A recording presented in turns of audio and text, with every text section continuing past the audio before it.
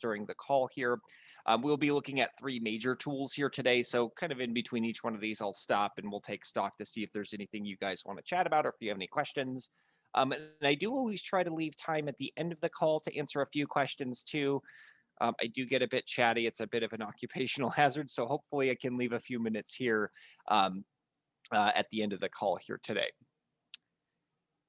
But for traffic and resourcing, specifically here for Workamajig here, the primary tools here are from your main menu underneath the resource manager, the staff schedule, the traffic calendar, and the assignment management tool. We're going to take a look at each one of these three tools here.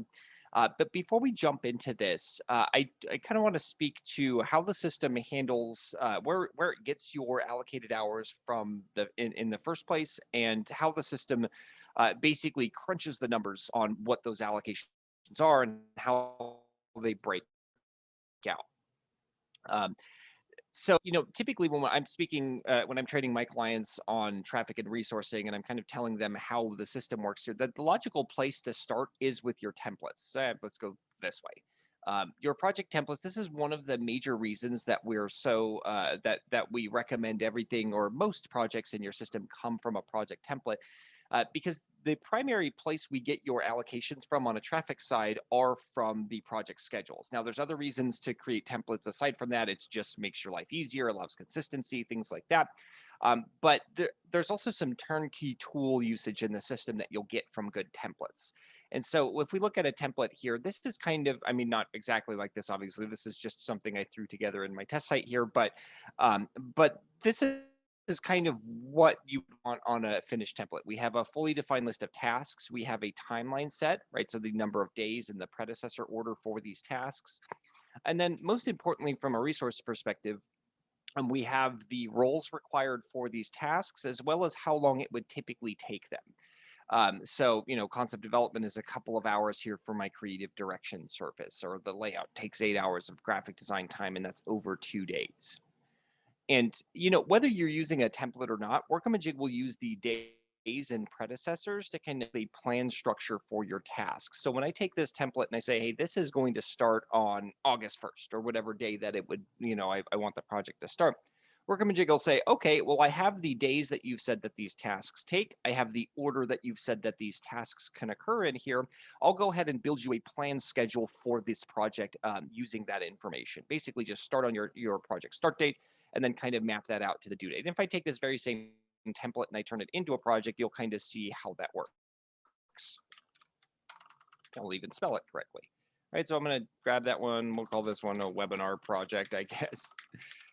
And we'll open it for my Acme. A lot going on in my system right now here. So, again, when I choose a start date for this, if I grab, the August 1st, let's go ahead and use that date here.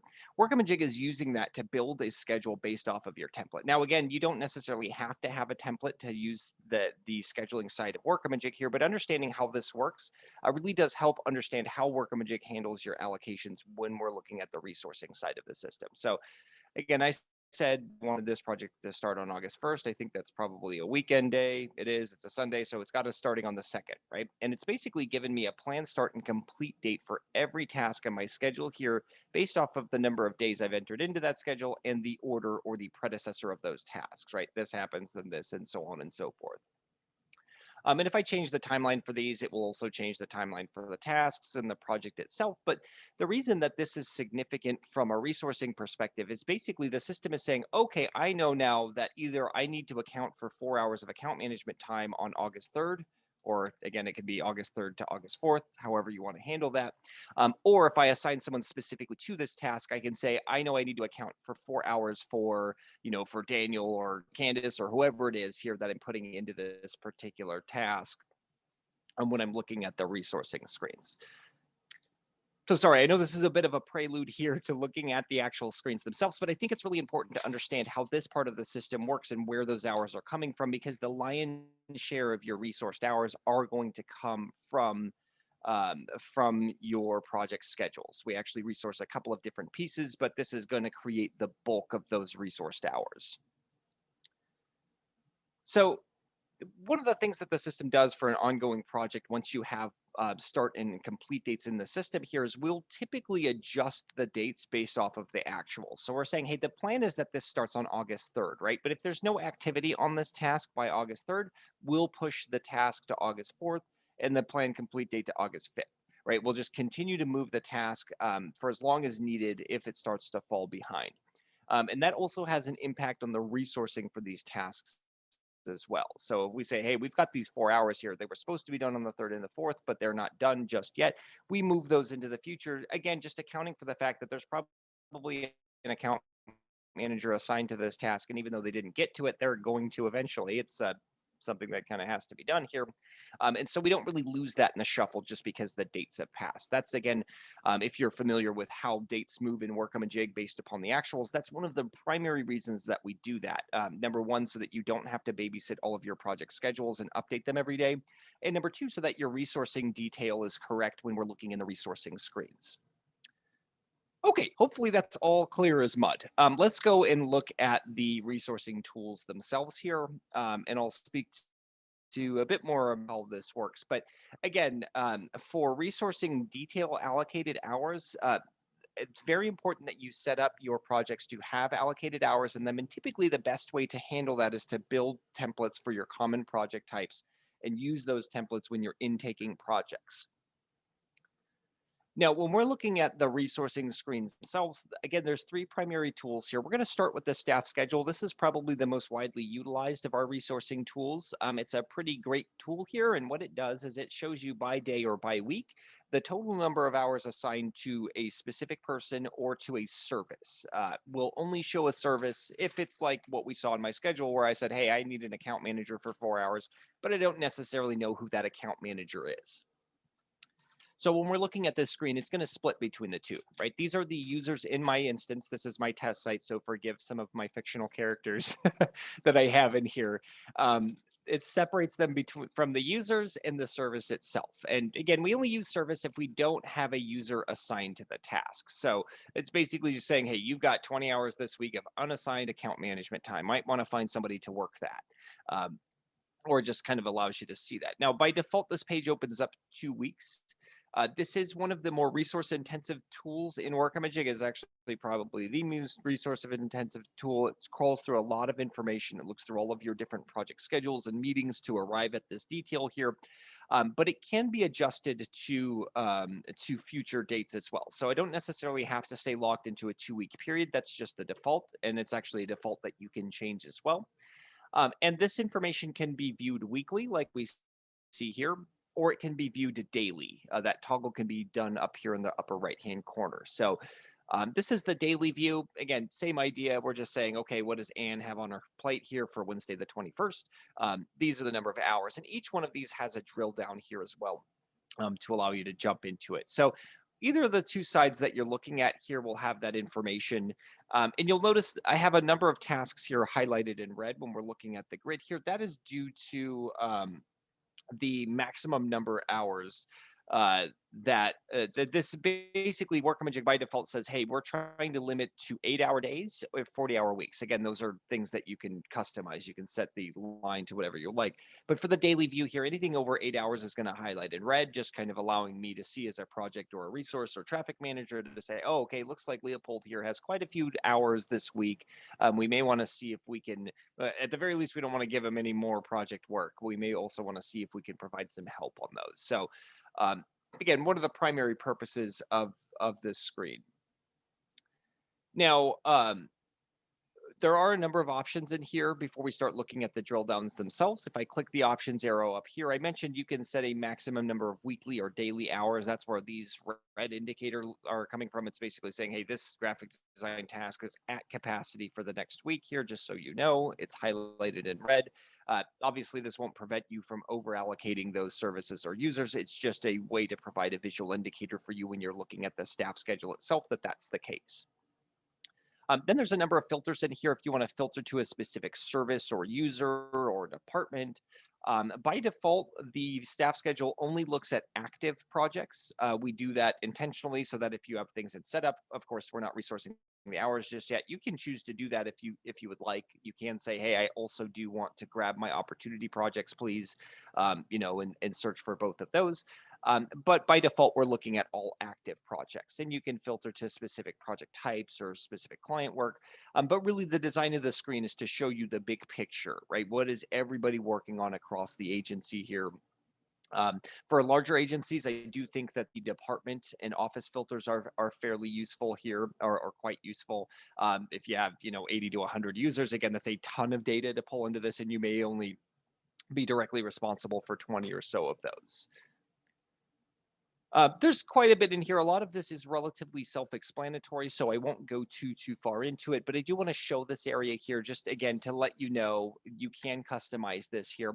And typically the staff schedule will remember the last set of options that you selected for it, at least in terms of the filters here. It will always default to a 2-week period unless you change this. But if you primarily are only looking at a specific department, for example, or you do want to always look at opportunity plus production level projects, once you make those changes, they'll typically lock in for you, and pull those filters automatically when you open the page. The page itself is printable here. This is, again, printable as an Excel or PDF grid here if you'd like. And I mentioned you can change the dates here. There are a number of blue options here just below the date ranges themselves. I can say, hey, I want 4 weeks of data instead of 2, and it will, of course, extend that out for me. You can look at the past and future 2 weeks, so it can be plus or minus 2 or 4 weeks, or the last month, something like that. When you're looking at the staff schedule, if you're looking at past period detail, that is always the actual. So we do eventually replace the allocations in time and previous time periods with the actual hours for it. That, again, just so you know, because the allocations themselves change according to the reality of your projects. And you do also have this pencil here as well on this page. If we click into this, you can manually define the date range that you want to look at. So you could look for the rest of the year, for example, if you want to. You could look for next month. You can just kind of pop the dates into here and have the system pick that up and provide the detail in the grid here for you. Now, in addition to showing you the top level resourced hours here, you can also click into these fields here to get an idea of where these hours are coming from. So, for this week, we're saying, hey, Anne has 21.31 hours here assigned. So if I click into that here, or it will show you specifically where those hours are coming from. Now, I mentioned the lion's share of what you're going to see is going to be coming from projects themselves. So before we even delve into what this is here, this is where your resourced hours are coming from. And for Anne, it's actually where all of the hours are coming from. It's all project work.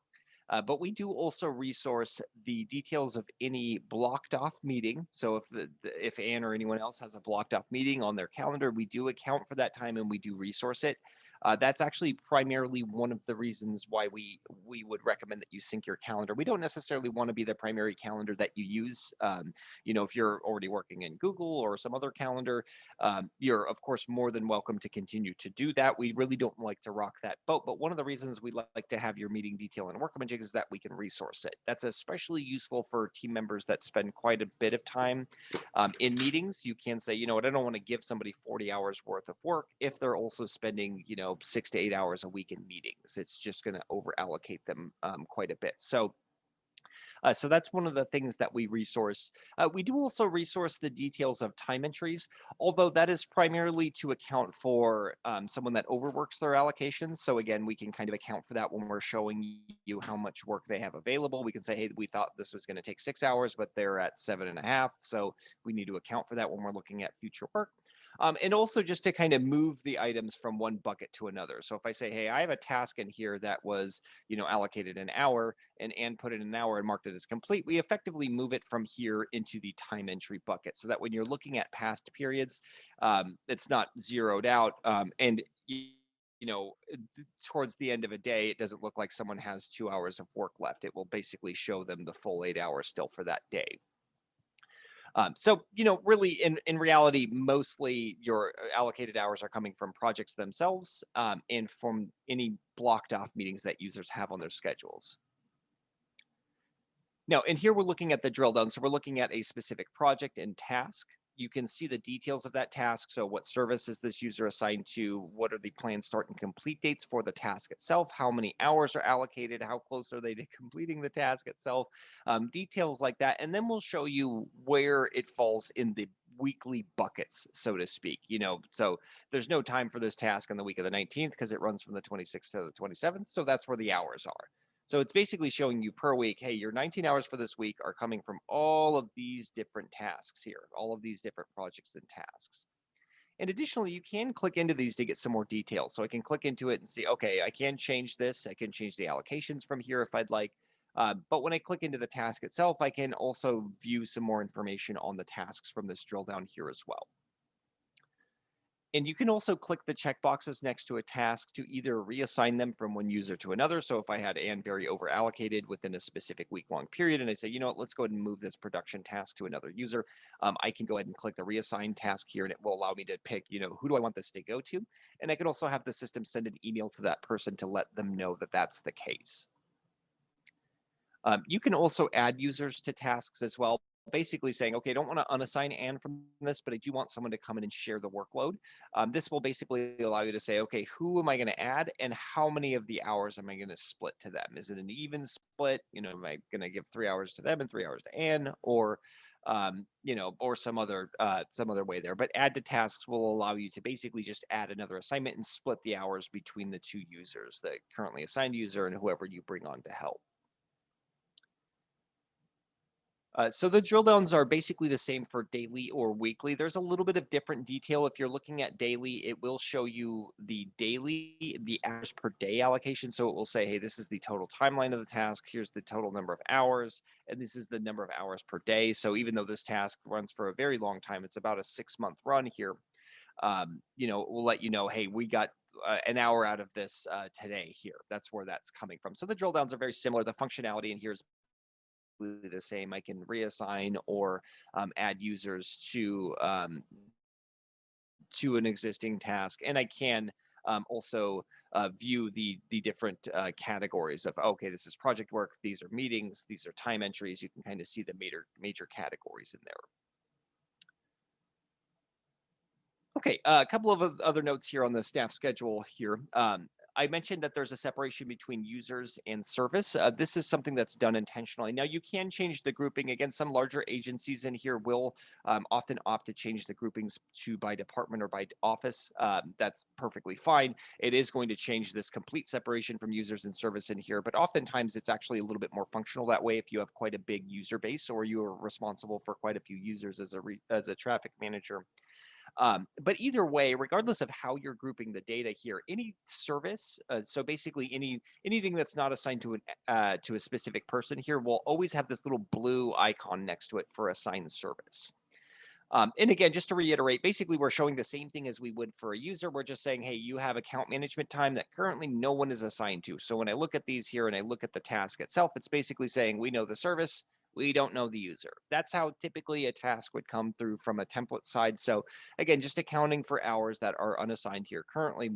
And one of the things that you can do here with these is to click this blue button icon next to the task itself, and you can actually see the task cards for the specific tasks that are making up these hours here. If you are grouping by department or even by office, these can be really tremendously useful too, because it will typically keep your account managers next to the account management service.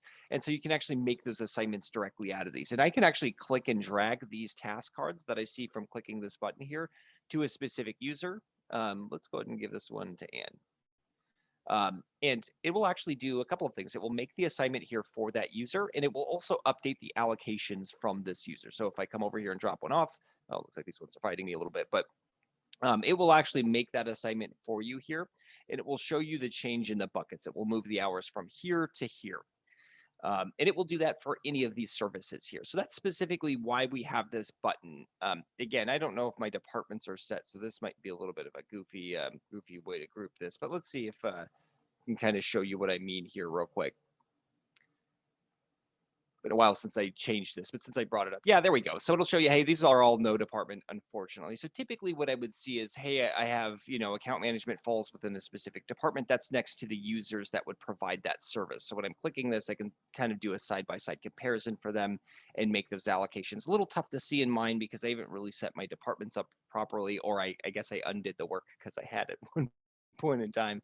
But either way, there is a couple of ways to look at this, and the core functionality of having this option here is to allow you to see, what's unassigned for a specific service, and to kind of easily make those assignments by just dragging and dropping these services from here. Okay, so that's largely the staff schedule here. If there's any questions, more than happy to address this. I do see one in here from Megan asking if there's a way to view only billable project data on the staff schedule. Megan, currently there is not. Although, again, we only look at the details of allocated time on projects. So, for example, if you have admin level tasks or things like that and they're unallocated, they won't be picked up here. Then there are actually things you can do at the task level to prevent specific tasks from being allocated as well. But no separation between billable project data and non-billable. We basically pull any allocated hours on active projects into the screen here.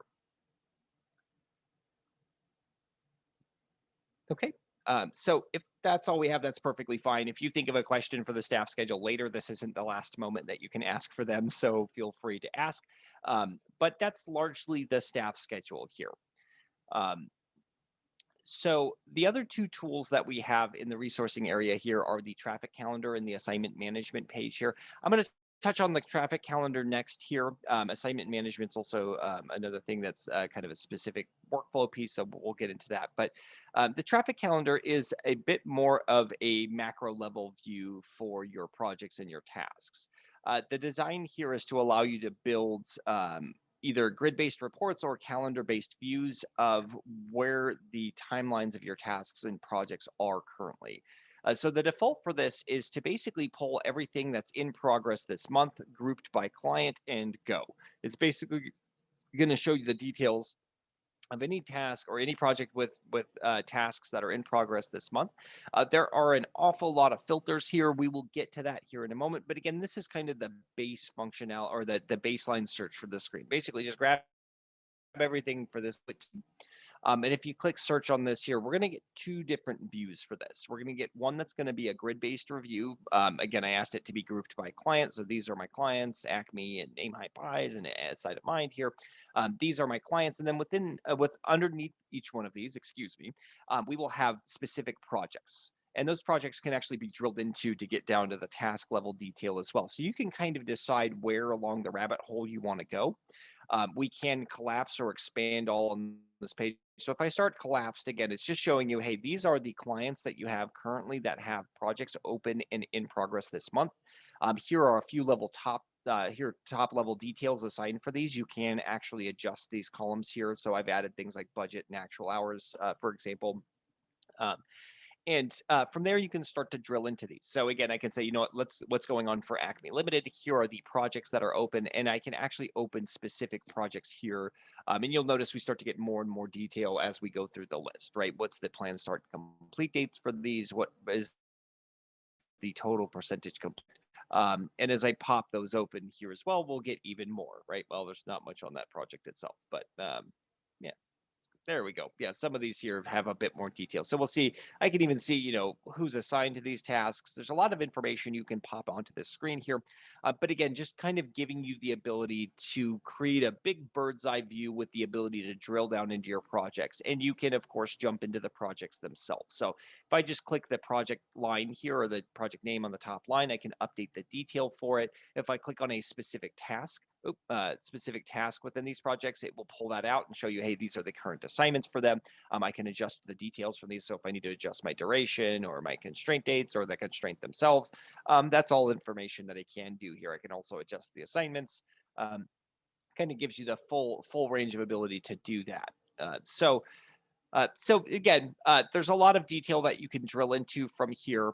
The grid-based report itself is pretty useful. Again, you can adjust the columns on this page if you want in the system settings. That's something I've already done here. So if you look at yours and you go, hey, why don't I have the budget or actual hours? It's because they're not on this page here by default. That's something we typically make you add, and that can be done here in the system settings. You'll see on the right-hand side here, there we go, the ability to edit the existing columns that are on this screen. So if you click edit columns, it will let you do that here. We're going to come back to this. So if there's stuff in here you have a question about, I will probably get to it. So that's the first side here, right? I've created a grid-based report. You can, of course, print this report out of the system. By default, if you're printing the standard report format, we are going to print it to the level of detail that you have it open to currently. So this allows you to be really specific about the jobs or phases, I guess, in particular that you're specifically or especially interested in. Um, and it can be printed to a PDF or Excel. There are a few other options in here, and you may have noticed I hid the Gantt, although that's kind of burying one of the bigger pieces of this here as well. There is, of course, a Gantt screen on this here as well. And if you use things like timelines, segments, or project colorings, this will, of course, respect that, and that Gantt is printable. This is again something that's as can often be used for stand-up or traffic meetings. It's a pretty great way to kind of just touch base on where the system thinks all of your projects are. On the other side of this here, um, the calendar side is a specific calendar-based view of basically that very same information. Now, this is a little bit different. It doesn't necessarily roll things up the way the other side screen is basically giving you the timing of all of these tasks. Once again, the system settings actually controls how this works. Underneath the edit columns, all of the different options in here are associated with this particular screen. Do we include projects in general on the calendar? Are we looking at detailed tasks? Do we want to show the full timeline, or do we want to show only the end dates of the tasks? Do I want the project names or project numbers or the project, both of those things on here? These options are what allow you to define that here. Again, these are something that are remembered when you change them. So we will show this. And obviously, this is a screen that can get really busy really quickly. So if I kind of show everything and I don't show the end dates, you'll kind of start to see how this works. Depending on how much information you have, you may end up with a big blocks like I have this here, where it's kind of showing all of this. So I do prefer to show only the end date timings, but if you want to see something that runs, from Wednesday to Friday, and you want it kind of shown like this here for my client approval task, that is, again, of course, something that you can do. So again, just a personal preference for me to show end dates. I typically also don't show summary tasks. I only care about the detail tasks. Your mileage may vary for this here, but I like this. I feel like it's nice and clean. It's basically showing me, hey, these are the timings for my upcoming due dates, right? So for today, these are all the different tasks that are due. This is tomorrow, and so on and so forth. And of course, you can click through these here to adjust the details of them. So the same as the other side, the grid-based report, you do have the ability to drill into these and to make changes where needed, or if you just want to take a look at these and add some more detail to them. I haven't done too much with the project colorings in here, but you can see I've got nestled towards the bottom of this page here, bug fixes task. This project color is green, so it's coming across as green, but you can also, again, if you're using timeline segments, you can color code specific tasks as well by using those timeline sections.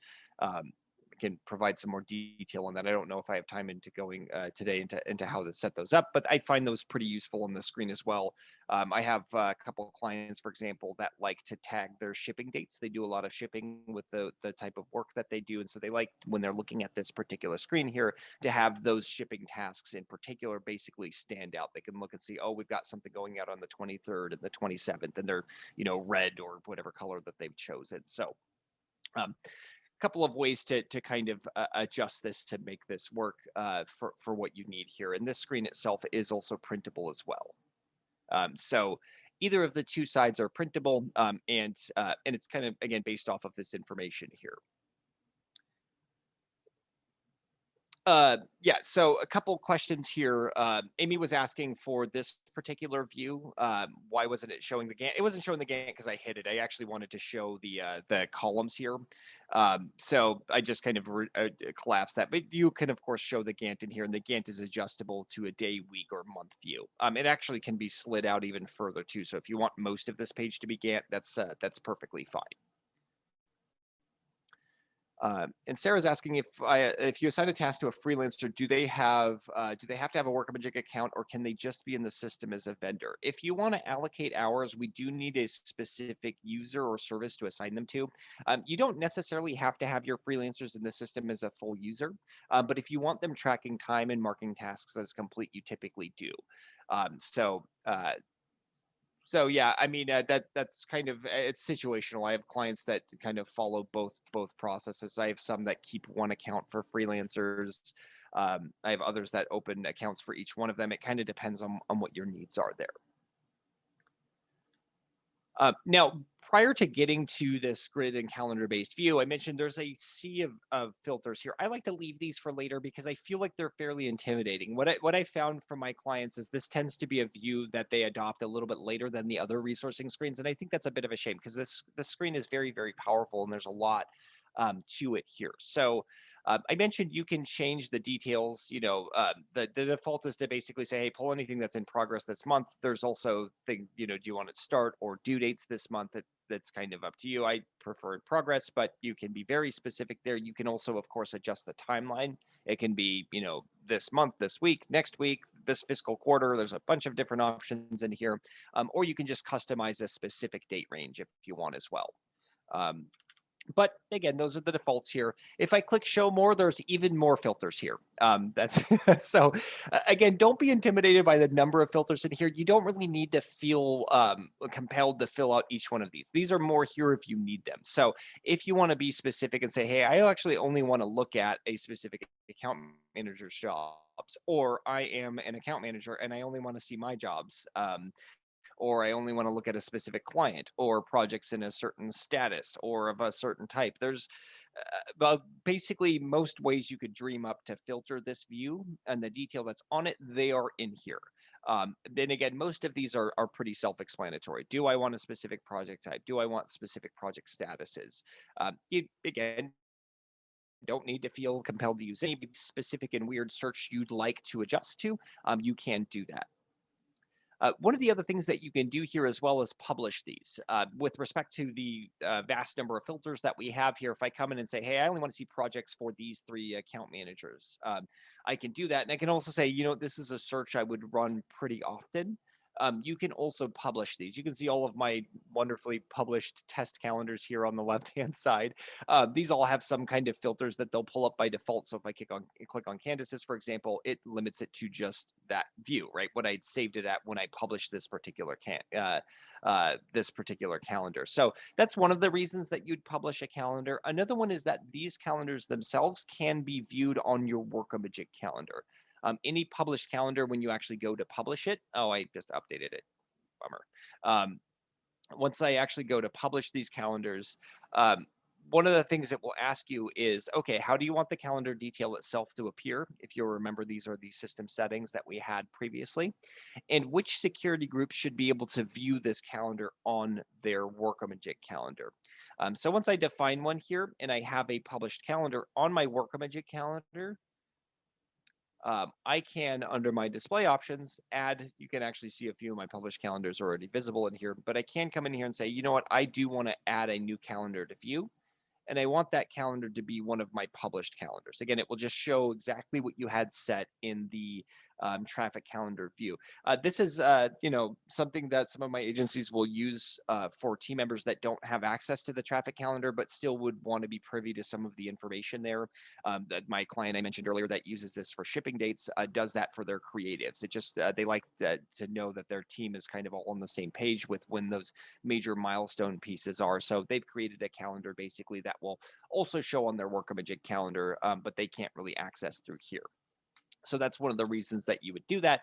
And then, of course, even if you're not using our calendar or you don't want to use it or you don't care about any of that stuff, you can basically just save a search that you would run consistently in here. So you're not always coming through and saying, hey, I have this search where I look at these specific project types underneath this account manager with these services, and I want to save that so I can run it fairly often.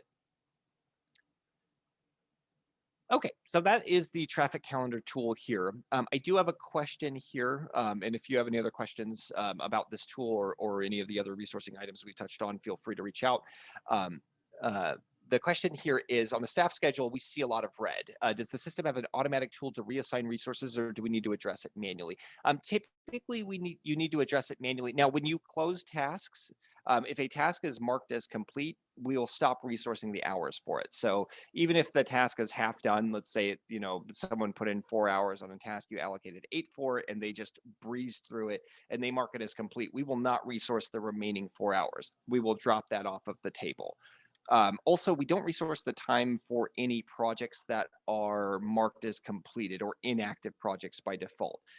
One of the primary reasons for that is again for allow you to take a project that has a ton of allocated hours and say, hey, this is on hold now, so I don't want all of the hours on this to be allocated to the schedule. We'll reallocate when we get to that time. So typically, when I have teams that have a tremendous amount of red or over allocations in the staff schedule, it's because there's a number of tasks that need to be marked as complete, or there are projects that need to be put into an inactive status. Those are the two most common things. The projects in an inactive status is kind of the easier of the two ways to update those. I've had some clients that have left basically every project ever open, and so when I look at the staff schedule, there's people that have like 350 hours for this week of work, but that's not the true amount. So sometimes there's a little bit of data cleanup, but it actually tends to be a little bit easier than you would think to do because it's just a matter of saying, oh, okay, these projects are all done. We just need to put them in an active status.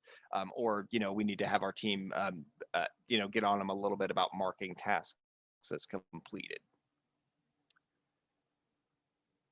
Okay, so last tool here from the resourcing side is the assignment management tool. The assignment management tool is actually hidden by default because it's a little bit of a different workflow here. This is a Kanban board style view here, and it shows the details of all tasks that are active within a specific week. The current week typically. So by active, we mean they're on an active project and that the plan dates for the task fall somewhere in the line of this week. So even if the task is running for 6 months, it just needs one of those time periods of that 6 months to run over this week-long period. And what it'll do is it'll show you all of your users here along the top of the screen here. Directly underneath them, it will show you basically the Monday to Friday allocation. So Monday, Tuesday, Wednesday, Thursday, Friday, the number of total hours assigned to Anne or whoever else in here. On the right-hand side of the card will show kind of how much of the allocations for a user we've used for a week here. And then once it loads the detail, it will show you within certain basically task statuses, where all of these tasks are. So it's basically showing you, hey, Anne for this week has these tasks assigned. And you actually do have the ability to kind of move these through these columns to use this as a means of resourcing your projects. Now, these columns themselves are primarily why this screen is kind of locked by default. And by locked, I mean basically most users who are not admins won't have access to this unless you turn it on. Because again, it's largely a workflow-based decision here. The default view for Workamajig is this Creatives Today page. It's basically this tile view that says, hey, these are the tasks that you have as a specific person assigned to you.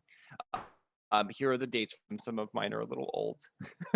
But basically, it'll show you, hey, for Wednesday, July 21st, these are the 2 tasks that I have on my schedule. Right. And this is where we would typically advise you to have your creatives enter time. They'd come in here, they'd see these assignments, they'd say, oh, okay, here's the details of my task. I can take a look at it, any of the deliverables or to-dos if that's part of the process here. And this is where I could add time and also mark my task as complete if needed. I could come in here and say, hey, I put an hour to this, I'm done. Let me go ahead and save that. Now, the Kanban view is related to this tile view. So the design of the system is basically to say, oh, okay, there's a separate view here on this page, which again is turned off by default, that mirrors that resourcing view. And let me just show you how this works here real quick. I'm going to open up a separate tab to do this. So the design is basically that the resource manager and the assigned user for a task or a specific user would see basically the same thing in here. And one of the reasons, the main reason we wall the screen off from use, unless you decide to use it, is that these columns here for things like work to be done, do this today, priority, these columns themselves are not visible on this card view. And there's really no way to see whether you've moved something around within those views. So the design is really that if you're using the assignment management page as a resourcing tool, you would also typically have your creatives using this tile view. The reason for that being, as an assignment manager, as a traffic or a project manager, if I'm on this side here, the kind of management side, this assignment management screen, I can come in and say, hey, this is a do this today. This is a priority piece. I can also apply a comment to the card, a comment here. And we'll count a little bit just so we can see that detail.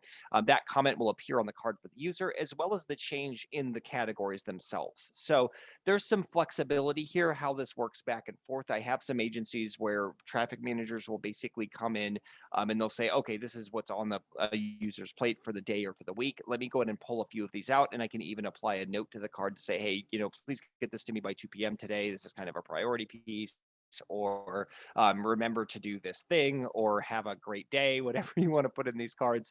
That's up to you. But either way, as a traffic manager, I can move these around. I can apply those comments. And on the creative side here, after I refresh the screen here real quick, it will reflect that change I just made, right? My comment is here. That task I moved into the priority view is here. So it's a little bit of a different workflow here in the system. This tends to be something I notice a lot. The creatives tend to like it quite a bit here. It's a lot of digital or agile teams will use this here as well. It's the same tasks. It's just a different way of laying them out, and again, a different tool for managing them. So it's not necessarily a this or that situation, but I have agencies that use both the staff schedule and the assignment management page to manage tasks here. That's, of course, perfectly fine. I have some where they say, hey, for part of our team, we use the staff schedule, but we have an agile digital wing here that uses the assignment management page. That's all perfectly fine. But either way, again, you typically want to have your creatives using this view if you're using the assignment management page. They just kind of sync up with each other that way. So I mentioned on one side here, basically you can have a resource manager kind of move these tasks around however they'd like, just by clicking and dragging them within the different categories here. Um, and the other side of that is, and this is, I'd say, probably more common, a creative can come in and basically say, oh, okay, these are all my tasks that are on the work to be done here. I'm going to do this today. I'm going to do this today. And I'm going to do this. Right. They can kind of add any of these here as they want. And again, same thing as the traffic manager, I can come in here and say, oh, okay, this is kind of what Daniel had planned for today. And I can move these around. Now, you can limit your creatives from moving things on this views. I do have an agency or two that does that, just because they want the resource manager to be the word on where these fall from a classification standpoint. But in truth, most agencies will allow kind of the move back and forth. But a creative is not going to get sneaky and say, oh, I'm going to just stash this back here to do this today, or work to be done, because someone's probably going to notice and pop it back out and be like, hey, why'd you do that? But at the end of the day, that's kind of how the design of this screen is meant to work. And there's a lot of other information on here, and there's a few other tools I'll show you here in a moment, but largely that's the core functionality of the tool. We have a free-flowing set of information back and forth from the creative and the project or resource manager. Also allow you to kind of apply comments on these cards, and it's a little bit of a different way to use the view. And from a creative side here, one of the things I think that one of the more that at least that I hear that they like about this particular screen is I can just basically dump something into the completed column, and Workamajig will update the task as completed automatically for me. Additionally, the details of the tasks I've moved into the completed column here will remain here for the entire week. So that's a difference between this card view. As soon as something is marked as complete on the card view side here, the task will effectively disappear, right? So say, yep, I'm done with it. Well, it wants me to reassign my to-dos. Oh, I guess I do have to reassign them. Oh, no, we don't. There we go. It will basically just close the task here, and it will be hidden from the view. On the assignment management side here, or the tile view side here, we show those completed tasks until the end of the week. We always refresh the detail from this, though, from week. So week begins, it will be a fresh new completed column here. Although I could look back on previous weeks to see what was finished within that week-long period as well. And that's true from both views, both from the creative side as well as the assignment management side. It will basically just show you, hey, these are the tasks that were completed in this week-long period. Now, a few notes on this here. You can customize these columns. Notice they're different here. I have a priority column for some of my users, but not for others. I have that based off of their security group. So you can do that very same thing here. I mentioned you can edit the assignment statuses themselves. So if you want to add new ones, if you want to change the names of the existing columns, you can do that all in here under the More button from this page. You'll note these are the columns themselves. So if you insert a row, it'll add another one here. These display from top to bottom, from left to right on the page itself. So wherever you to be, one of these has to be a default column. It's basically where we put any new task when they come onto this page here. And you can also set a default percentage complete when a task is moved into a column. So the most obvious application for this is when I move something into completed, mark the task as complete for me, please. But you can say, oh, this task, is 50% completed when it goes into in review or something like that. Again, I have a few agencies that will do things like that, but most of the time, this is what we see. Everything's 0. The user can manually update the percentage complete if they want, but the completed column will do it for them to mark the task as complete. And then you can see these are the security groups here. So I have a few with pencils next to them. It's just saying, hey, this group has a different set of columns than other groups do. I don't have a different set of columns than my standard creative production team. They're just using the company defaults. One of the other things I like to show on the screen here too, because it's something I think that gets lost a little bit in the shuffle, is the assign work area here on the left-hand side. This actually allows you to see the details of any unassigned time, or excuse me, unassigned tasks on existing or active projects in your system. And this is something that you can search. So you can search a specific project name or number, a specific client name, or you can also, using the pencil here, add your own filters as well. Do I want to filtered to specific services or teams or project statuses, all things like that you can do. And again, these are click and draggable. So I can grab this task and say, hey, I need you to be assigned to this final art task. And it will kind of bring that over here for them. Geez, I don't know why it was doing that like that, but that will basically move that over here. Right now, my final art task lives right here. Just can kind of drag these to any of them here. So it's something that's filterable, something you can see. You can also collapse it if you don't care to see it, or if you want more room on this page here. And one of the other things I like to point out here too, as well, is that you can actually click and drag a task from a specific person to assign it to another person as well. So if I take this task here, again, I say, you know what, this one's going to be assigned to Candace. I'm going to go ahead and click and drag it here. It will give you the option to let them know that they have a new task. Once you've saved that here, it will change both the buckets here. So it will show, hey, I have fewer hours assigned to me now, and Candace has more. And of course, it will reassign the task here itself. Even without using the columns themselves here, I do think that the screen does have value in, just showing, hey, this is what a person has on the plate for the week. And it's kind of an easy way to shuffle these tasks around if you need to. And just in case you're wondering, this plus button up here allows you to add a new project or task or to do to an existing project, basically just adding something new to an existing job within here. Okay, so if you have any questions on the screen, of course, let me know. I do want to show you where to turn it on here. The screen itself does have filters. Just in case you're wondering, this screen actually doesn't open up detail. Typically by default, it asks you if you want to filter it first. If you leave all these blank and just click search, it will basically pull open everybody here. And if you're an especially large agency, again, you do have the ability to filter to specific departments or offices. Within your system settings here as well, you do also have the ability to do things like, hey, I want shorthand user tiles. So just show the initials of user names and stack them vertically instead.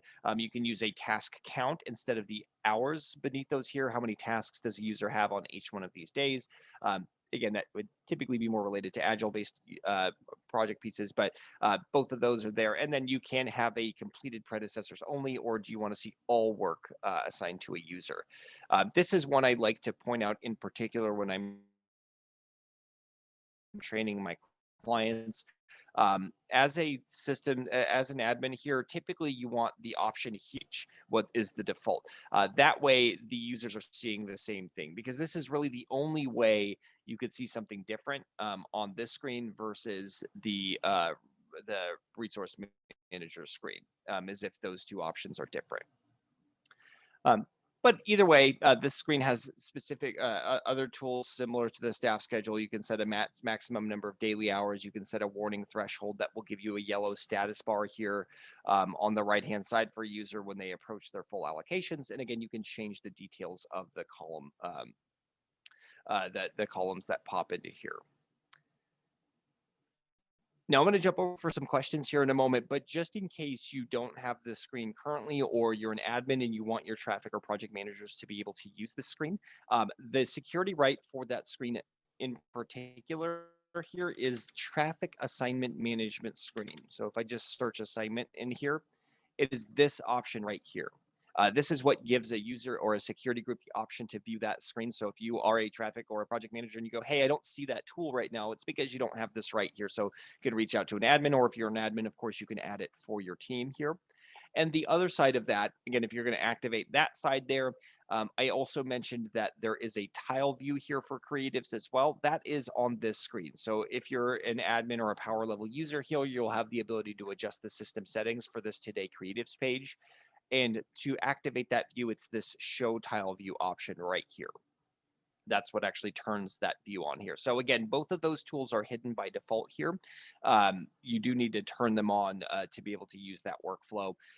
And typically I tell agencies not to keep both active. If you're in training, normally when I'm training a new client, I tell them, hey, pick one of these two views and just tell your team this is how you enter time. It's just easier that way than just setting up two views. And again, there is some detail that can be lost in translation if you're using these columns and you have a couple users using the card view and not the tile view. Okay, so let me jump on a few questions here. There is a question here saying, can you remind us the difference between due before this week and work to be done? Yes, so the due before this week is for any task that has a hard date that cannot be moved. And so Workamajig will actually lock tasks to that column. I don't know that I have any users that have super late tasks that haven't moved here. But basically there is potentially a red column that can show up here that will say due before this week. We have that primarily so we don't lose the details of those tasks. It would show up before this work to be done column. The work to be done column is basically the pool of assigned work for this user that's within the time period that we're looking at, right? So anything new added to me or to whatever user I'm looking at here would fall into this column. The due before this week are kind of priority things that are saying, hey, this has been assigned to them and it's actually meant to be finished last week. So these tasks should be done first.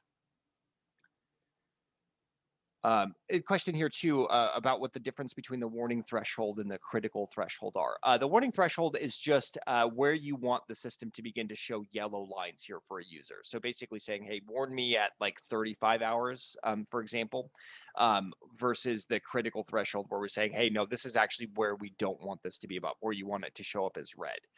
So we allow users to define that. Many people just leave that at 40. You know, if it's at 40 hours for a week, show it in red, or over 8 hours per day for a day.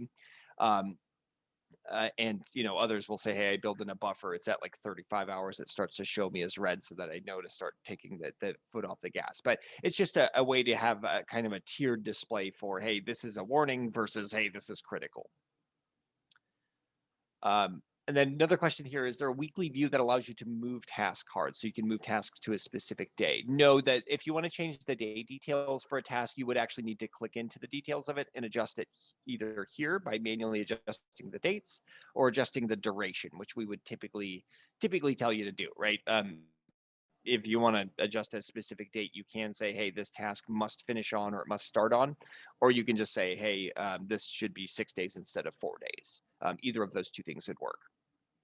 But yeah, this screen is meant to be a week-long dash, but yeah, you can't really bucket them daily because the tasks may run multiple different days or may run over multiple days.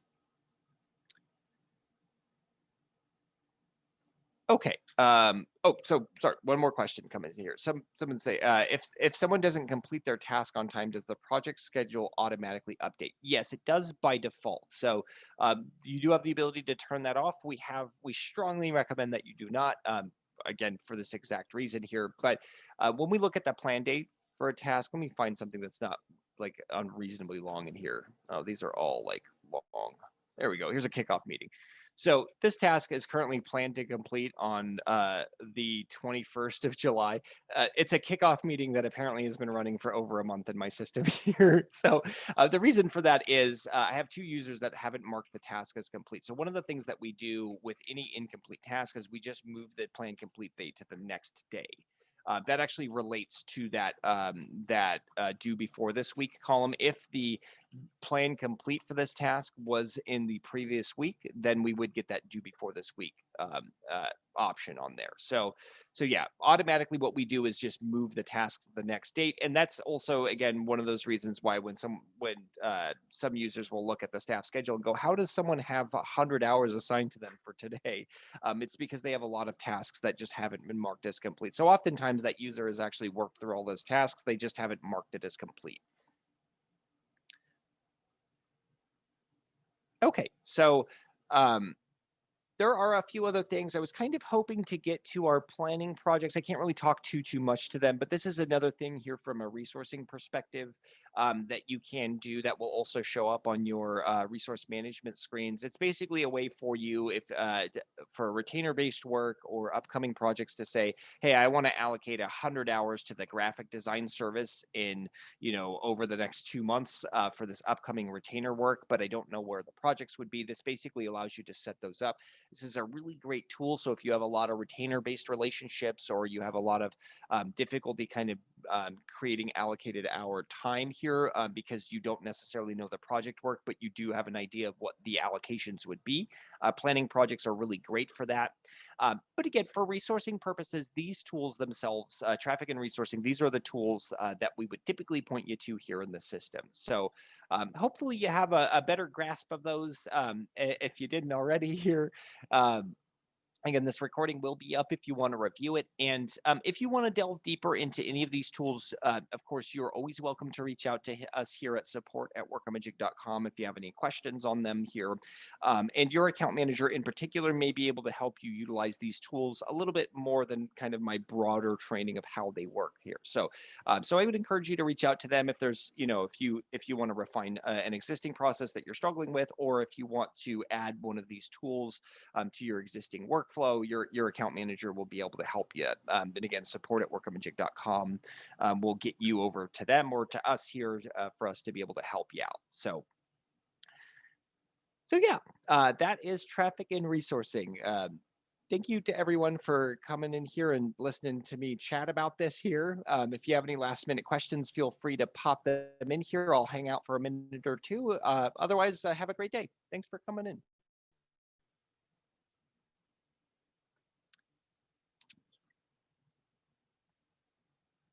Okay. Looks like we got all of our questions answered. So thanks a lot, everybody. You guys have a great day.